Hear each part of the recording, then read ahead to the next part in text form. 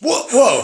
I didn't see you guys there. So, all right. Well, today we're going to be doing a quick review, and then we're going to be talking about the ideological shift from our modern liberal era back towards capitalism in the 1970s. It's going to be deep. That's what this is all about. I'm trying to get my 1970s disco rocker era back on. This is the best that I can do. So it's a little Sharpie on there. Okay. So, quick review. Really, really fast. This is not actually like the fifth take that I've done on this, so I'm going to make this as fast as I can because I was getting bored and I didn't want to be bored. So, just to reiterate what we said before, America starts, right, in its early capitalist era when it was industrializing. It's very, very capitalist. That was in the late 1800s to the 1900s. Then we see in 1901 to 1919, we see a shift towards progressivism under Teddy Roosevelt. Put Teddy here. And then if you recall, as Mr. Kim talked about, in the 1920s, we see a shift back towards the right in 1920s in what was called the Roaring Twenties because of, we talked about because of things like the fear of communism, the wealth of the American economy,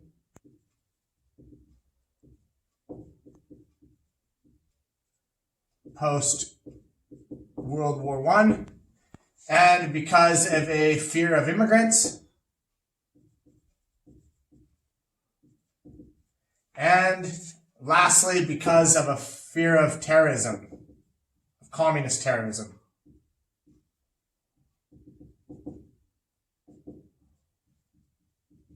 You guys should all know that. We've talked about this. Okay, and then in the 1930s, we see a shift more towards to the left, but it's way more than the progressive era of Teddy Roosevelt with the introduction of FDR's New Deal. The ideas of Keynesian economics.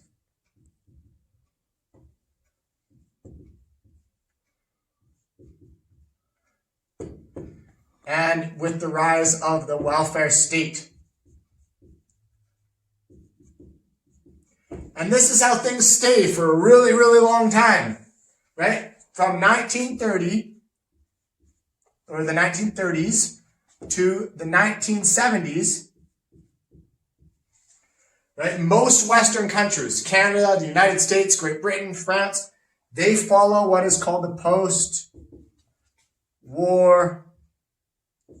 consensus, which is basically the idea that all countries, when they're going through economic hard times, what should they do? What should they do if they're going through economic hard times? Government should pour money into the economy through social programs,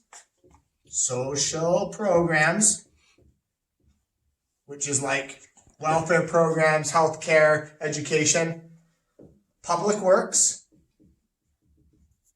So giving people that don't have jobs, giving them jobs by government creating the jobs, like building roads and schools and bridges and hospitals. And then finally through, and this hair is just beautiful. Okay, and then finally, so social programs, public works, and through bailouts. So helping companies that aren't doing well by giving them money or putting money back into the economy. So this is how most countries are from the 1930s to the 1970s. Mr. Kim and I gave you a whole list of all the things that Canada did. We created crown corporations. We created our universal healthcare system. We created CBC. We gave money to the arts programs, all sorts of things. Okay, you guys all know this stuff.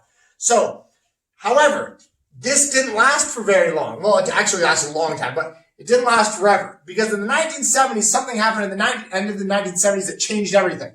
Okay, and so we see in the late 1970s a dramatic shift towards the right with the rise of what became known as the rise of Neoconservatism.